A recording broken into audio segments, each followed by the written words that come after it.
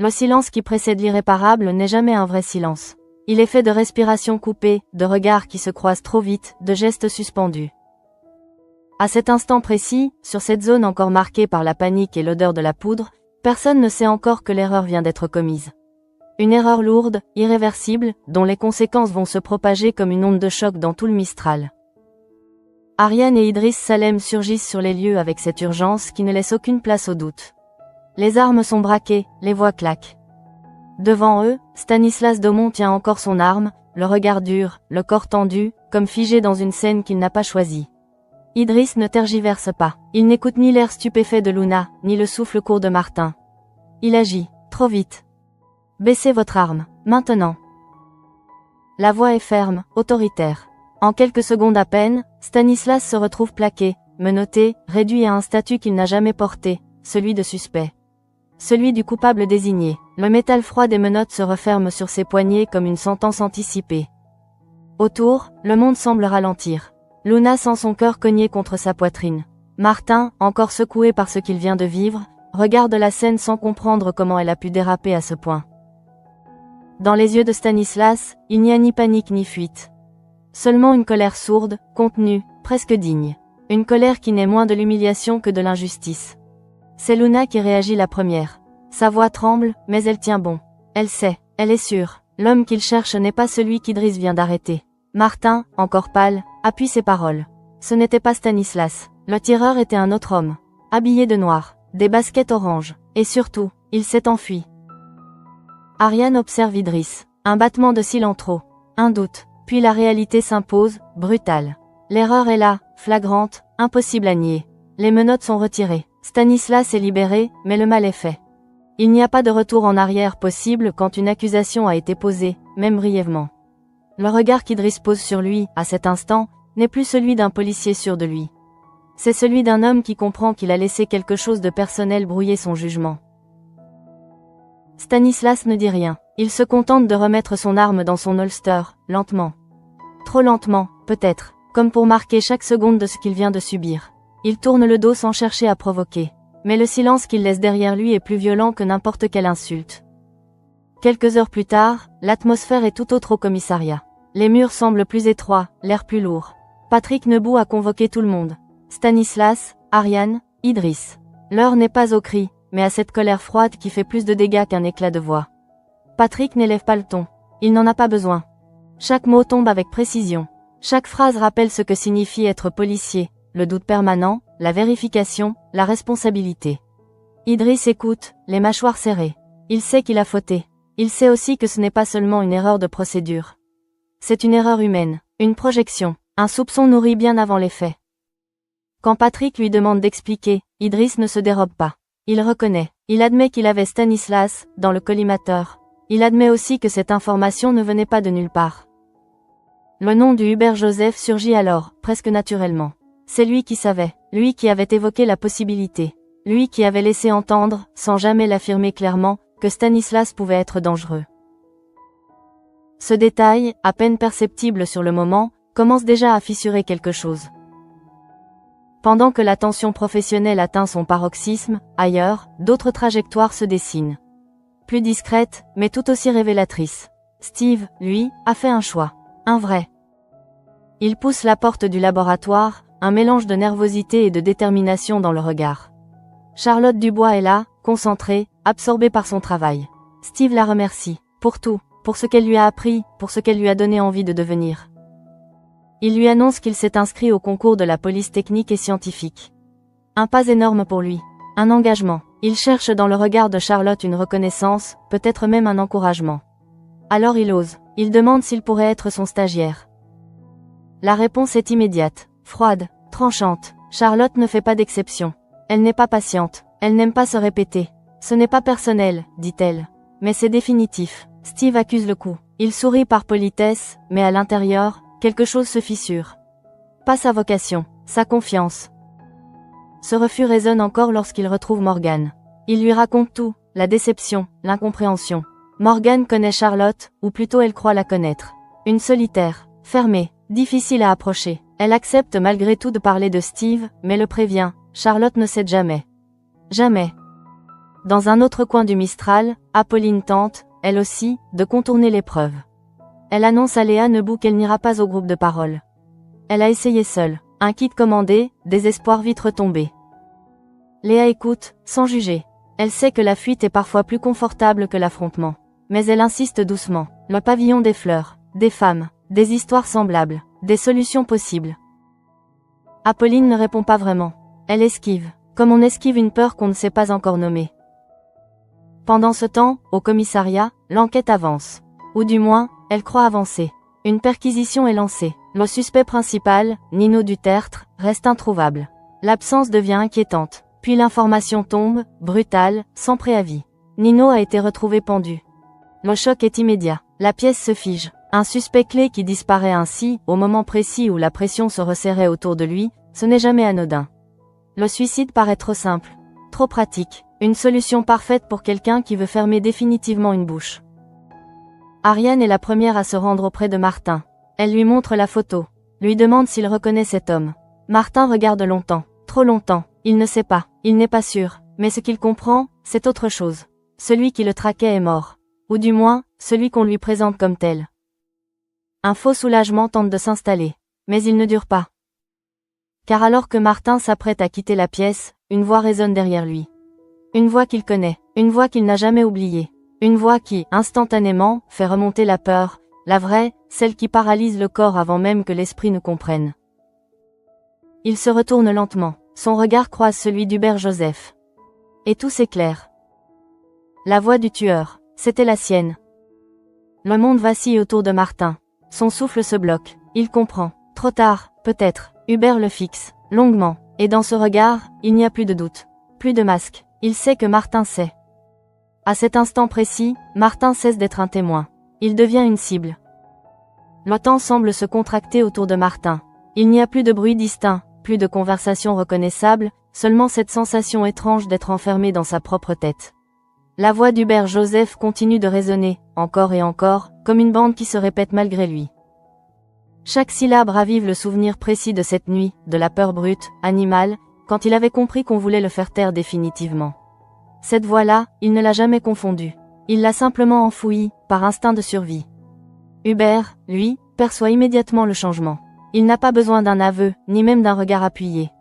Il voit la pâleur de Martin, ses épaules qui se raident, ses yeux qui cherchent une issue. L'instant est bref, mais suffisant.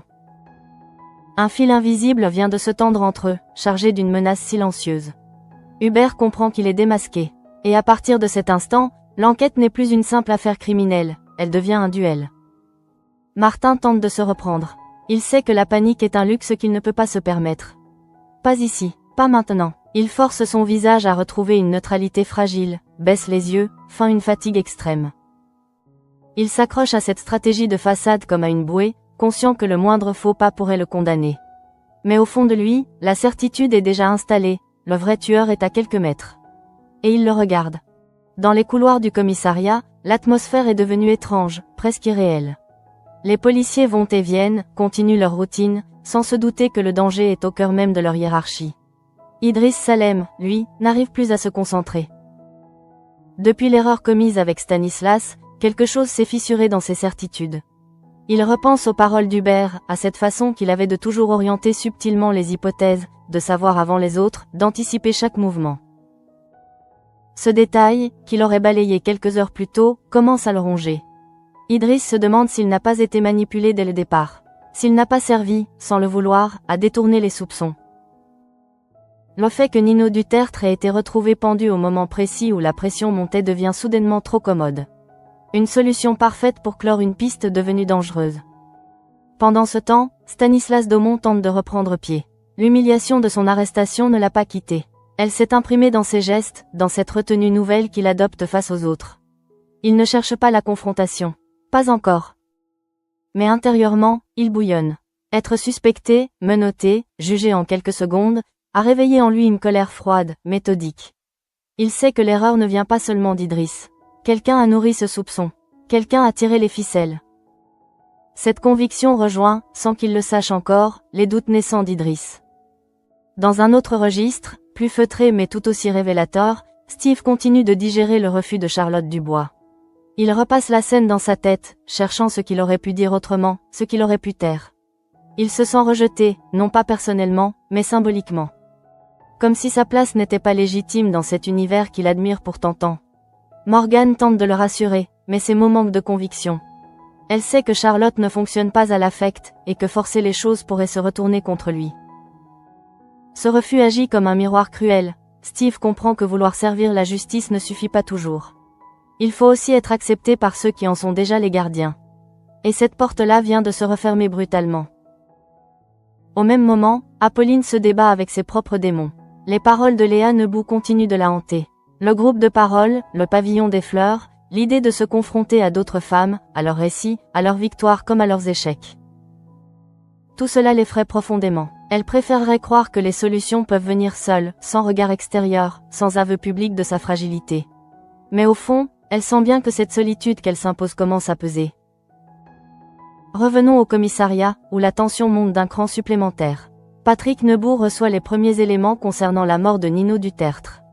Rien n'est clair, trop de zones d'ombre. Les conclusions hâtives dérangent Patrick, même s'il ne l'exprime pas encore ouvertement. Il connaît les affaires qui se ferment trop vite. Elles cachent presque toujours une vérité plus dérangeante. Martin, lui, cherche un moyen de s'éloigner d'Hubert sans éveiller les soupçons. Il invente un malaise, demande à sortir prendre l'air. Chaque pas hors du bureau lui donne l'impression de s'arracher à un piège invisible. Mais il sait que ce n'est qu'un sursis. Hubert n'est pas du genre à laisser filer une menace, surtout quand elle porte un visage et un nom. Et justement, Hubert observe. De loin, il analyse les déplacements de Martin, son langage corporel, ses silences. Il mesure le risque. Éliminer Nino a été une nécessité stratégique. Mais Martin est différent. Martin a entendu. Martin a reconnu. Et Martin est entouré. Toute erreur pourrait se retourner contre lui. Hubert le sait, il va falloir agir avec une précision chirurgicale. Dans l'ombre, une certitude commence à émerger, lente mais implacable. Cette enquête n'oppose plus seulement policiers et criminels. Elle oppose la vérité à un homme qui a bâti son pouvoir sur le mensonge, la manipulation et le sang. Et au cœur de ce combat silencieux, Martin n'a plus le droit à l'erreur. Martin avance dans le couloir comme on traverse un champ miné. Chaque pas est calculé, chaque respiration maîtrisée. Il sait désormais que la menace n'est plus abstraite, qu'elle ne se cache plus derrière un masque ou une silhouette nocturne. Elle a un visage familier, une voix rassurante pour les autres, une autorité incontestée au sein du commissariat. Hubert Joseph n'est plus seulement le chef d'enquête, il est l'ombre qui plane au-dessus de lui, l'homme qui peut décider de sa survie ou de sa disparition sans jamais quitter son bureau. Martin tente de raisonner. Il se répète qu'il n'a rien dit, rien laissé paraître officiellement. Qu'un simple regard ne constitue pas une preuve. Pourtant, son instinct hurle le contraire. Il a vu ce léger durcissement dans les traits d'Hubert, cette fraction de seconde où le masque s'est fissuré. C'était infime, presque imperceptible, mais suffisant pour comprendre que le danger est désormais immédiat. À cet instant précis, Martin réalise qu'il est seul. Terriblement seul, malgré la foule qui l'entoure. Dans un autre bureau, Idriss Salem rumine. L'erreur commise avec Stanislas ne cesse de le hanter. Il repasse mentalement chaque étape de l'intervention, chaque mot échangé avant l'arrestation. Plus il y pense, plus un malaise grandit. Ce n'était pas seulement une intuition mal placée. Quelque chose l'y a conduit, presque guidé. Les informations qu'il avait reçues, les sous-entendus répétés, la manière dont on avait insisté sur la dangerosité supposée de Stanislas. Tout cela portait une signature implicite. Idriss commence à comprendre qu'il a peut-être été utilisé. Pas comme un simple exécutant, mais comme un pion utile, malléable, prêt à agir vite. Cette prise de conscience est douloureuse. Elle ébranle sa confiance, non seulement envers la hiérarchie, mais envers lui-même. Il se demande à quel moment précis il a cessé de vérifier pour simplement croire. Et cette question le poursuit comme une accusation muette. Pendant ce temps, Stanislas Daumont s'est isolé. Loin du tumulte du commissariat, il tente de retrouver une forme de calme, mais son esprit refuse de se taire. L'image des menottes, le regard des autres, la suspicion immédiate. Tout est encore trop vif. Stanislas n'est pas du genre à se poser en victime, pourtant il ressent profondément l'injustice de ce qu'il a vécu. Il sait que cette arrestation laissera des traces, même si elle a été annulée. Dans ce milieu, le doute colle à la peau plus sûrement que la vérité. Stanislas repense aux paroles entendues, aux rumeurs, à ce climat trouble qui s'est installé autour de lui. Il sent confusément que son nom a servi d'écran, de diversion. Quelqu'un avait besoin d'un coupable crédible, d'une figure suffisamment ambiguë pour détourner l'attention. Et cette idée le met en colère, mais aussi en alerte. Il n'a aucune intention de rester passif. S'il y a un manipulateur dans l'ombre, Stanislas est déterminé à le débusquer, quitte à remuer des vérités dérangeantes. Au commissariat, la mort de Nino Dutertre continue de semer le trouble. Officiellement, la thèse du suicide est évoquée, mais personne n'y croit vraiment. Trop de coïncidences, trop de silence. Patrick Nebout observe ses équipes avec attention. Il perçoit les tensions, les non-dits, les regards fuyants. Patrick sait reconnaître une affaire qui sent le mensonge, même quand celui-ci est bien maquillé. Et cette affaire-là empeste la manipulation. Il remarque le comportement de Martin, son retrait soudain, son anxiété difficile à dissimuler. Patrick n'a pas encore les pièces du puzzle, mais il sent que le jeune homme porte un poids bien trop lourd pour lui seul. Il se promet d'y revenir, de creuser, même si cela implique de regarder là où personne n'ose regarder, vers le sommet de la chaîne. De son côté, Hubert Joseph joue un rôle impeccable. Il compatit, rassure, organise. À l'extérieur, il incarne le commandant irréprochable, affecté par la mort d'un suspect clé et déterminé à faire éclater la vérité. Mais derrière cette façade, son esprit calcule. Chaque geste est pensé, chaque parole mesurée. Martin est devenu une variable incontrôlable. Et Hubert le sait, une variable de trop peut faire s'effondrer tout un système. Il commence à envisager des scénarios. Pas encore une action directe, trop risquée, mais une pression progressive, insidieuse. Isoler Martin, le fragiliser, le pousser à commettre une erreur. Ou mieux encore, le discréditer. Dans ce milieu, la parole d'un jeune homme traumatisé pèse peu face à celle d'un commandant respecté. Pendant ce temps, loin de ces jeux de pouvoir, d'autres trajectoires poursuivent leur cours, sans savoir qu'elles sont reliées à cette affaire par un fil invisible. Steve, toujours secoué par le refus de Charlotte, se demande s'il a choisi la bonne voie. Il se sent à la croisée des chemins, partagé entre la passion et le découragement.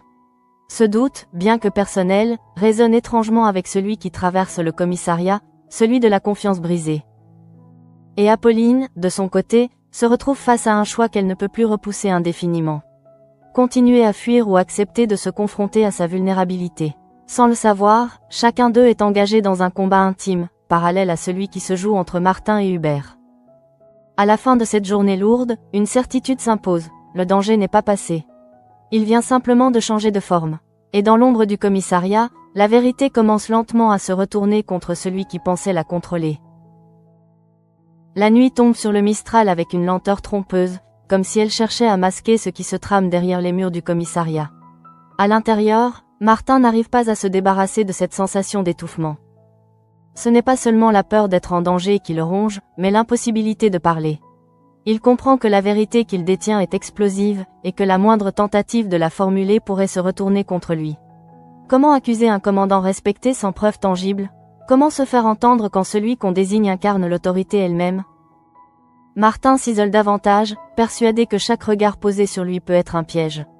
Il pèse ses mots, évite les échanges inutiles, se fond dans le décor comme un homme qui tente de disparaître sans quitter les lieux. Mais ce silence, loin de le protéger, commence à l'isoler dangereusement. Plus il se tait, plus il devient vulnérable, car Hubert, lui, observe cette retenue comme un aveu implicite. Le jeu est désormais clair, l'un attend l'erreur, l'autre attend le moment opportun pour frapper. Dans les bureaux voisins, Idriss Salem poursuit sa remise en question. Il se rend compte que l'affaire lui a échappé dès l'instant où il a cessé de douter. Cette prise de conscience l'atteint profondément, car elle remet en cause son identité professionnelle. Idriss n'a jamais voulu être un simple exécutant.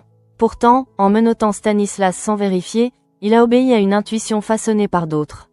Et plus il y pense, plus il voit se dessiner une mécanique perverse. On lui a donné juste assez d'éléments pour qu'il agisse seul, pour que la responsabilité repose sur lui. Cette idée le met en colère, mais aussi en alerte. Idriss commence à recoller les morceaux, à revisiter les conversations passées, les réunions où Hubert Joseph semblait toujours un pas en avance. Une avance qui n'a désormais plus rien de rassurant. Idriss n'ose pas encore partager ses doutes, mais ils prennent de l'ampleur, s'installant comme une certitude naissante. Si quelqu'un manipule l'enquête, c'est de l'intérieur. De son côté, Stanislas rumine toujours l'injustice subie. L'arrestation l'a marqué plus qu'il ne veut l'admettre. Il se sent observé, jugé, même après avoir été relâché. Cette méfiance ambiante l'oblige à adopter une posture défensive, presque solitaire. Stanislas n'est pas dupe, dans ce milieu, l'ombre d'un soupçon ne disparaît jamais complètement. Et cette ombre, quelqu'un l'a délibérément projetée sur lui. Il repense à la description du tireur, à ces détails précis que Martin et Luna ont évoqués. Des détails qui n'ont pas été exploités comme ils auraient dû l'être. Stanislas comprend qu'on a préféré une solution rapide, un coupable pratique, plutôt que de suivre les indices jusqu'au bout. Cette constatation nourrit en lui une détermination nouvelle. Il ne laissera pas cette affaire être enterrée aussi facilement, car il sent que la vérité est bien plus dangereuse qu'on ne veut le croire. Pendant ce temps, Patrick Nebout observe ses équipes avec une attention accrue. Il sent que quelque chose lui échappe, que les non-dits se multiplient. L'attitude de Martin l'inquiète, tout comme le malaise perceptible chez Idriss. Patrick connaît trop bien les enquêtes pour ignorer ces signaux faibles. Il sait que le danger, parfois, ne vient pas de l'extérieur, mais de la confiance aveugle accordée à certaines figures d'autorité.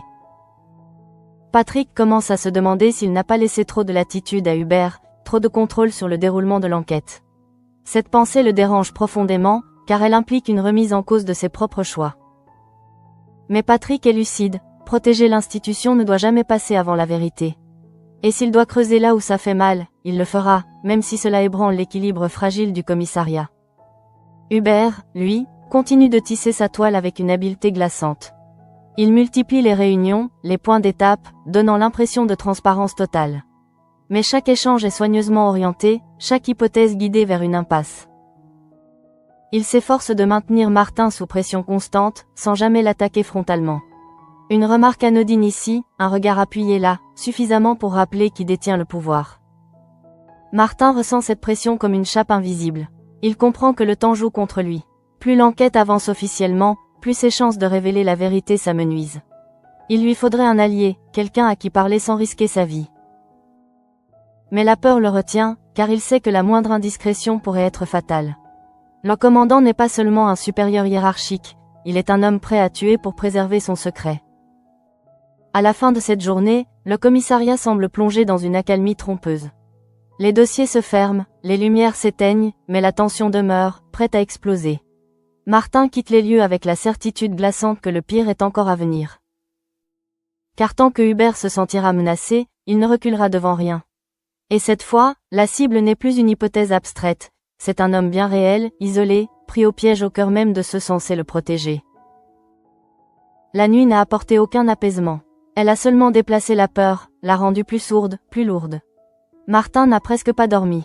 Allongé, les yeux ouverts, il a revécu chaque seconde, chaque intonation, chaque respiration entendue derrière lui au commissariat. La voix du tueur s'impose encore, nette, indiscutable. Ce n'est plus un souvenir confus, c'est une certitude gravée dans sa mémoire. Et cette certitude l'oblige désormais à vivre dans une vigilance constante, comme si le moindre relâchement pouvait lui coûter la vie. Au petit matin, Martin comprend qu'il ne peut plus se contenter de se taire. Se murer dans le silence revient à laisser le champ libre à Hubert Joseph, et cette idée lui est insupportable. Pourtant, parler ouvertement reste impossible. Il lui faut une stratégie, quelque chose de discret, de progressif. Il songe à Luna, à sa capacité à sentir le danger avant les autres, à sa lucidité quand tout vacille. Mais l'entraîner dans cette spirale serait l'exposer inutilement. Cette pensée le paralyse, car il refuse qu'une autre personne paye le prix de ce qu'il sait. Au commissariat, l'ambiance est faussement normale. Les équipes reprennent leurs habitudes, les cafés se succèdent, les écrans s'allument. Mais sous cette routine se cache une tension que seuls quelques-uns perçoivent vraiment. Idriss Salem en fait partie. Depuis la veille, il observe différemment. Il écoute davantage qu'il ne parle, analyse les silences autant que les mots.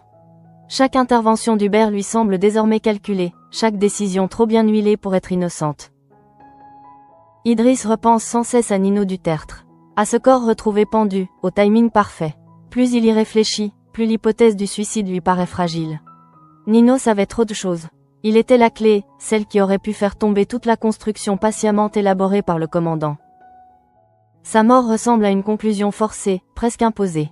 Idriss sent une colère sourde monter en lui, dirigée autant contre celui qui a manipulé l'enquête que contre lui-même, pour avoir accepté trop vite des évidences fabriquées. Stanislas, lui, continue de porter les stigmates de son arrestation injuste. Même relâché, il a l'impression de marcher avec une cible dans le dos. Les regards ne sont plus les mêmes, certains collègues l'évitent, d'autres l'observent avec une curiosité malsaine. Cette mise à l'écart silencieuse le pousse à réfléchir autrement. Stanislas comprend que la vérité ne se rétablira pas d'elle-même. Il faudra la provoquer. Et pour cela, il est prêt à prendre des risques, car il refuse d'être le coupable idéal d'une affaire bien plus sombre. Pendant ce temps, Patrick Nebout se retrouve face à un dilemme qui le ronge. Il sent que son commissariat est traversé par une faille invisible, une fracture entre ce qui est montré et ce qui est réellement en jeu. Patrick a toujours cru à la loyauté de ses équipes, à la solidité de la hiérarchie. Mais l'attitude de Martin, l'inconfort d'Idriss, l'ombre persistante autour de cette enquête. Tout cela l'oblige à envisager l'impensable. Et si le danger venait de l'un des leurs? Cette question le hante, car y répondre implique de remettre en cause une figure qu'il a longtemps respectée. Patrick sait pourtant qu'il ne peut plus se permettre d'ignorer ses intuitions. Trop d'affaires ont sombré parce que personne n'a osé regarder là où ça faisait mal. Il commence alors à rassembler mentalement les éléments, sans rien laisser transparaître. Une démarche prudente, presque solitaire, mais nécessaire. Hubert, de son côté, sent que quelque chose lui échappe. Pas encore une menace directe, mais une résistance diffuse. Il perçoit les regards qui s'attardent, les questions qui se font plus précises. Martin l'inquiète toujours, mais Idriss commence aussi à sortir du cadre prévu. Cette évolution le pousse à durcir subtilement son emprise. Il rappelle l'ordre, impose son autorité, resserre les rangs. Tout doit rester sous contrôle. Tout doit donner l'illusion d'une enquête maîtrisée. Mais cette crispation trahit une inquiétude grandissante. Hubert sait qu'il ne peut pas éliminer tout le monde. Chaque geste trop brusque augmenterait le risque de suspicion.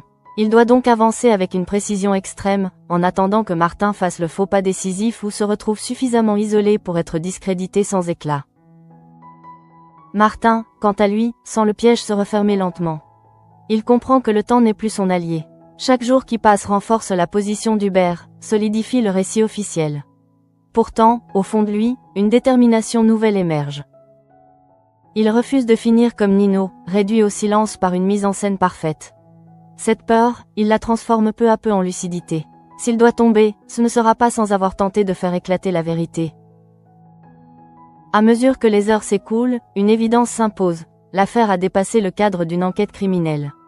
Elle est devenue un combat pour la survie, pour l'intégrité, pour la justice même. Et dans ce combat, chacun est désormais placé devant ses responsabilités, qu'il en ait conscience ou non. La nuit enveloppe le Mistral d'une obscurité trompeuse, et Martin comprend que rester immobile serait la pire des décisions. Il ne s'agit plus seulement de peur, mais d'un instinct de survie qui s'aiguise à mesure que les heures passent. Il sent que Hubert Joseph ne le lâche plus vraiment, même à distance, même sans mots. Chaque détail du quotidien devient suspect, une porte qui claque trop fort, un pas derrière lui, un téléphone qui vibre sans message. Martin mesure alors l'ampleur du piège. Tant qu'il reste silencieux, il est vivant, mais plus il attend, plus il s'expose à disparaître sans laisser de traces. Il décide de changer de rythme, de ne plus suivre ses habitudes. Cette décision, minuscule en apparence, marque un tournant. Martin se force à paraître normal, presque détaché, tout en préparant mentalement une échappatoire. Il sait qu'il ne peut pas affronter Hubert de front. Il lui faut une preuve, ou au moins un témoignage crédible. Mais comment obtenir quoi que ce soit quand celui qui manipule l'enquête contrôle les accès, les informations et même le temps?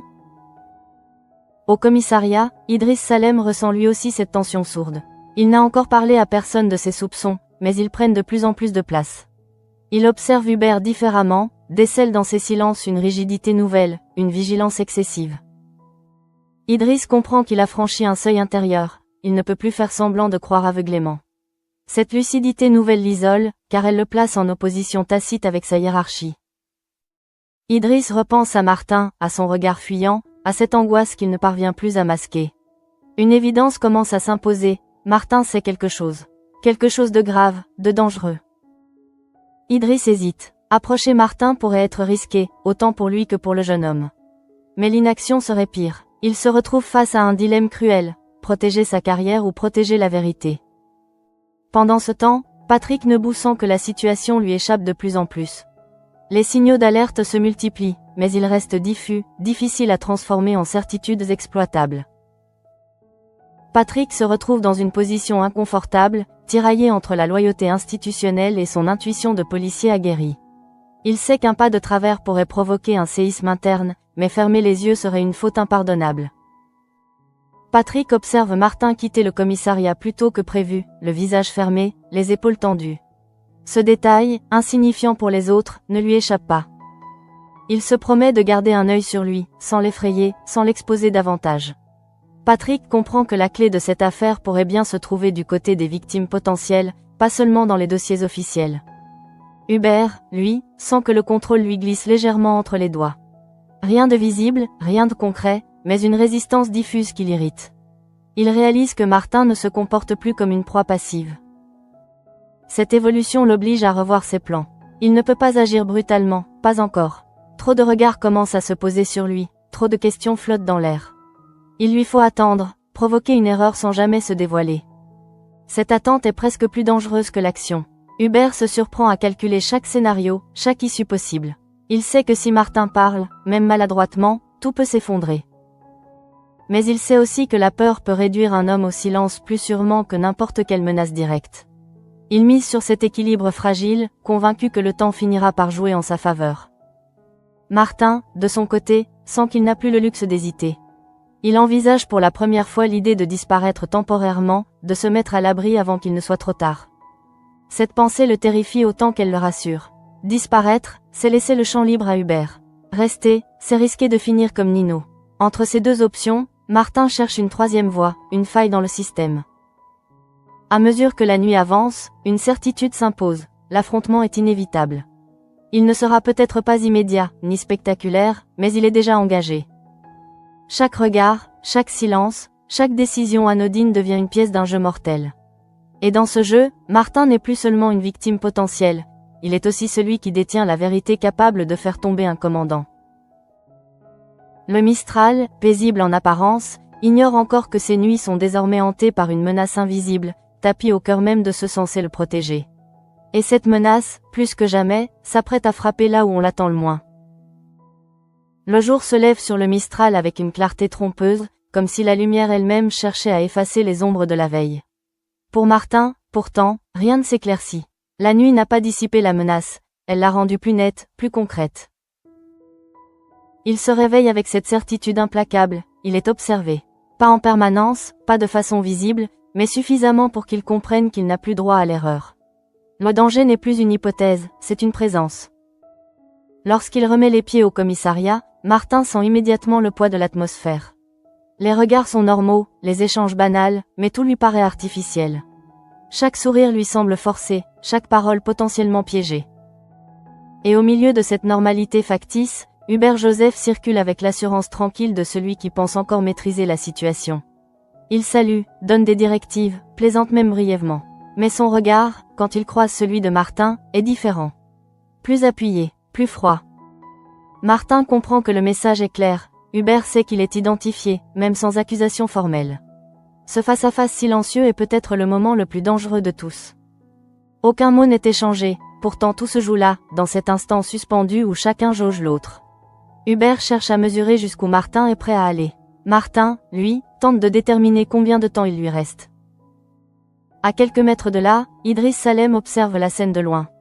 Il ne sait pas exactement ce qui se passe, mais il sent la tension. Il voit Martin se refermer, Hubert se raidir imperceptiblement. Cette intuition, désormais aiguisée par les erreurs passées, le pousse à sortir de sa réserve.